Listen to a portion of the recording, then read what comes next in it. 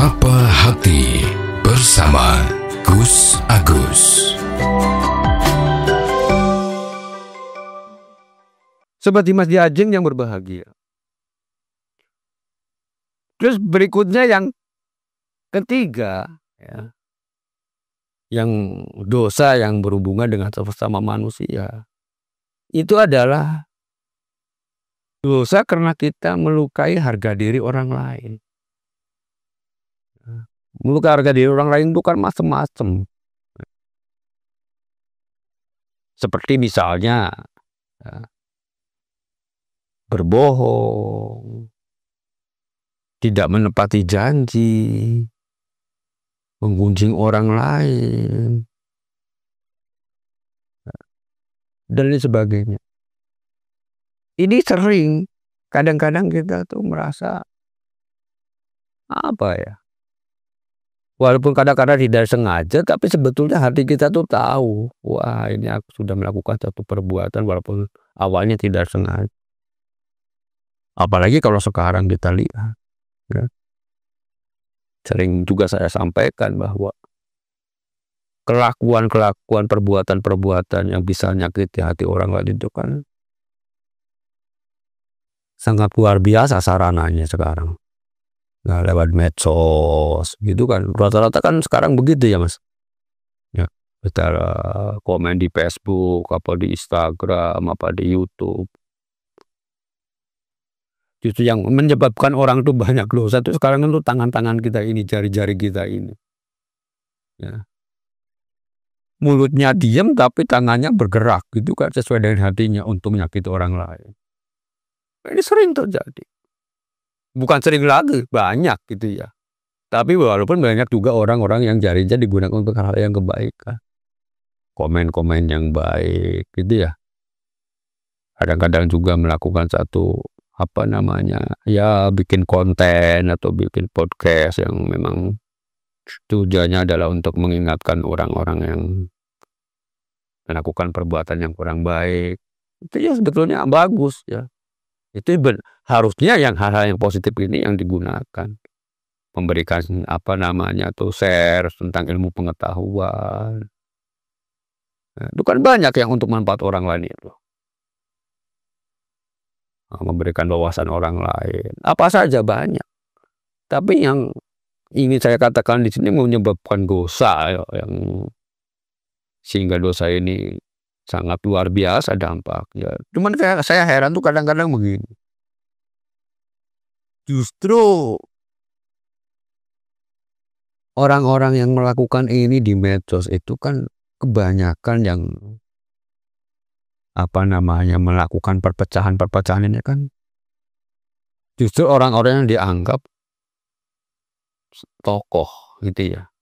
Orang-orang yang dianggap punya ilmu, orang-orang yang dianggap ngerti agama. Padahal kalau kita ngomong secara awam saja, ya sebetulnya kita patokannya satu saja cukup deh sebetulnya. Apa sih? Ya kita ingat patokan dari hadis Nabi besar Muhammad SAW bahwa mukmin itu bersaudara. Ya, orang Islam itu bersaudara. Artinya kalau kita mengaku mukmin, mengaku orang muslim, ya mestinya kan ngikuti anjuran Rasul. Kalau kita tuh memang umatnya Nabi gitu ya. Merasa umatnya Nabi. Mestinya kan kita mengikuti anjuran Rasul. Ya, itu menganggap bahwa orang yang merasa mukmin itu adalah saudara buat kita semuanya. Sesama Islam saudara. Kan begitu. Ya kalau kita ngomong saudara kan artinya apa? Ya sama saja dengan saudara kita sendiri, saudara kandung sendiri. Artinya saling mengasihani, saling menyayangi, saling memberikan nasihat kalau ada hal-hal yang tidak baik. Bukan malah justru kebalikannya. Ya. Dengan saudara sendiri bermusuhan. Dengan saudara sendiri saling mencaci maki, saling merendahkan. Lah ini kan pantas kalau mungkin ya, sebetulnya nggak pantas ya.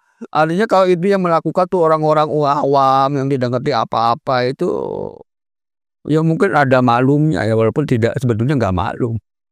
Ya karena orang itu kan semuanya ngerti bener, ngerti nggak bener gitu kan. Siapapun orangnya asal punya akal. Karena semua orang itu kan punya hati nurani, kan begitu.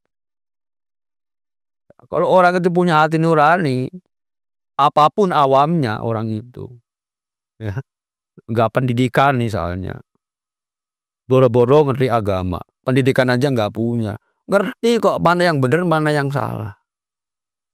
Karena orang itu punya pikiran akal, punya pikiran, punya hati. Nah sekarang bayangin, orang saling mencaci, saling menjelek-jelekan antara satu dengan lainnya, itu sesama saudara. Ya. Saudara dalam agama. Apalagi, waduh, kalau ini bisa jadi malah merembet ke yang lain-lain. Artinya dengan saudara sendiri ini juga seperti itu. Kayak gitu kok ngaku umatnya Nabi Muhammad, kan ini kan jadi masalah kalau menurut saya ya. Menurut saya ini ya. Ngakunya umat Nabi Muhammad, ya ngakunya orang Islam. Sesama orang muslim saling mencaci, saling menjelekkan, saling menjatuhkan harga diri. Ini harus dibedakan antara kritik dan mencaci maki. Ya, kalau kritik itu kan urusannya kebijaksanaan, aturan-aturan dan sebagainya. Seperti halnya kita mengkritik kebijaksanaan pemerintah misalnya gitu kan, yang kurang pro kepada apa namanya rakyat yang di dalam mencari penghidupannya susah misalnya begitu kan. Misalnya terjadi begitu. Itu kan namanya mengkritik. Itu beda kalau apa namanya kita mengkritisi daripada kebijaksanaan. Itu namanya mengkritik.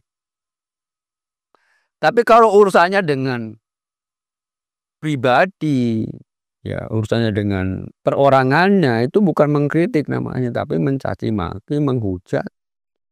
Dan yang terjadi sekarang itu kan banyaknya begitu.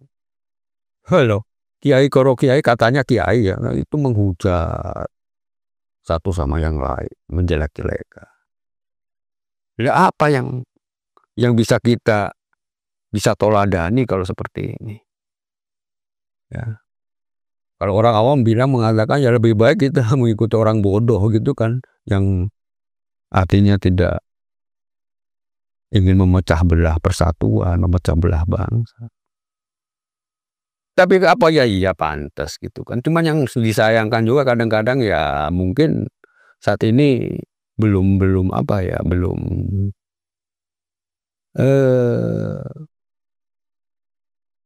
kadang suka aneh juga sih artinya orang-orang yang ahli dalam bidang agama ya, khususnya di dalam agama Islam ini, ya para beliau-beliau, para kiai-kiai yang memang berjalan dengan baik, dengan lurus. Ini memang beliau-beliau ini kan memang mestinya kan dia tidak pernah yang namanya mainan medsos ya. Ya kalau kiai-kiai seperti itu kan kiai pesantren yang itu kan jarang ya, atau mungkin bahkan tidak gitu. Makanya mungkin beliau-beliau ini tidak ngerti apa yang terjadi di dunia maya. Karena beliau ini tidak pernah atau mungkin jarang atau tidak pernah menggunakan seperti itu. Gimana ya bisa mengingatkan atau ya seharusnya beliau ini ya, karena memang teknologi ini memang semakin maju, makin modern. Ya sekali-kali ya bukan beliaunya secara langsung, tapi ya mungkin santrinya atau siapa itu yang ada diberi satu mandat untuk memantau situasi medsos. Mestinya seperti itu sehingga memberikan informasi yang benar. Sehingga beliau-beliau yang seperti ini tuh bisa amar ma'ruf nahi mungkar di dalam dunia nyata, kan begitu. Bukan malah itu saling. Karena saya yakin orang-orang yang begini ini kan biasanya orang-orang yang ya belum tentu memang secara keilmuannya itu memang mendalam sekali. Ya buktinya apa? Yo itu saja. Ya, buktinya yo perintah Rasul aja tidak didengar ya. Kita bersaudara tapi malah suka bercerai-berai. Ya, dalam satu saudara kita malah saling adu domba. Itu kan jelas satu hal yang tindakan yang satu melanggar perintah Allah, ya, melanggar daripada larangan Allah, ya, juga melanggar daripada apa yang sudah ditoladani oleh Rasulullah SAW. Rasulullah kan sebagai toladannya kita. Ya, kalau kita tidak mengikuti jejak beliau, lantas bagaimana? Siapa yang mau diikuti? Kan begitu. Ini yang perlu kita sayangkan kadang-kadang sekarang ini. Untuk itu marilah kita orang-orang yang ya masih berpikir, yang masih diberi hati nurani yang sehat. Ya walaupun kita orang yang awam, apalagi kita orang awam, ya mestinya bisa memilah-milah. Ya, kita harus ikut yang seperti apa. Ingat bahwa sesama muslim itu kan saudara. Beda masalah apa namanya fikih itu kan namanya perbedaan khilafiyah, nggak usah dipermasalahkan kalau urusannya seperti itu. Beda masalah politik, ya nggak usah dipermasalahkan, yang politik itu hak masing-masing. Artinya tidak perlu saling menghujat, mencaci maki yang urusannya dengan kelompok maupun dengan pribadi. Ya beda kalau tadi yang saya sampaikan, kalau mengkritik kebijaksanaan sih boleh. Itu artinya kita demokrasi gitu ya. Tapi kalau sudah menuju pada orangnya, menuju pada kelompoknya, apalagi hubungannya dengan sara ya, tentang ras, tentang agama, ya rasis lah, ini kan yang tidak diperbolehkan. Ya baik secara kita hukum negara, di dalam kita berbangsa dan bernegara, apalagi juga di dalam agama kita. Ya, karena itu semua akan menimbulkan dosa besar. Dan tidak mungkin Allah akan memaafkan kalau kita tidak meminta maaf pada orang yang kita sakiti. Kan begitu. Karena semua itu kan ada sebab akibatnya. Maka salah satu lagi dosa yang Allah segerakan azabnya di dunia, selain yang zalim tadi, juga orang yang memutuskan silaturahim. Memutuskan silaturahim itu kan mesti ada sebab akibat. Maka orang yang membuat sebab ini ya harus segera minta maaf. Ya. Kan begitu. Nah, bagaimanapun orang itu kan, kalau tidak ya itu pasti Allah akan menyegerakan azabnya di dunia. Ya. Apapun bentuknya mesti akan dirasakan. Yang sudah berulang kali saya sampaikan. Semoga kita semua bisa menyadari ya bahwa sesama kita, sesama muslim itu saudara, dan juga di antar agama kita selalu menjaga persatuan, ya, kesatuan demi ya, negara kita tuh semakin maju, ya, bukan malah bercerai-berai, ya, saling gontok-gontokan, saling, ya ini kan tidak benar kan. Yang namanya kita kan sudah punya semboyan Bhinneka Tunggal Ika ya Mas ya. Berbeda-beda monggo tapi kita tetap satu dalam wadah negara kesatuan Republik Indonesia. Sehingga bisa kalau kita bersatu tentu negara kita itu akan menjadi kuat. Ya, kuat dalam arti ya kuat segalanya. Yang besar insya Allah pemerintah juga akan mudah di dalam menangani masalah kehidupan di dalam negara kita ini. Dan tentunya kalau itu bisa tercapai ya artinya bahwa rakyat juga yang akan menikmati daripada hasil daripada pembangunan itu. Demikian, semoga ada manfaatnya. Billahi taufiq wa hidayah. Wassalamualaikum warahmatullahi wabarakatuh. Sapa Hati bersama Gus Agus. Untuk saran dan masukan, silahkan WhatsApp ke Gus Agus 0896 8811 6615. Dipersembahkan oleh Ziman, enzim antioksidan aktif, menjaga kesehatan dan memperpanjang usia Anda.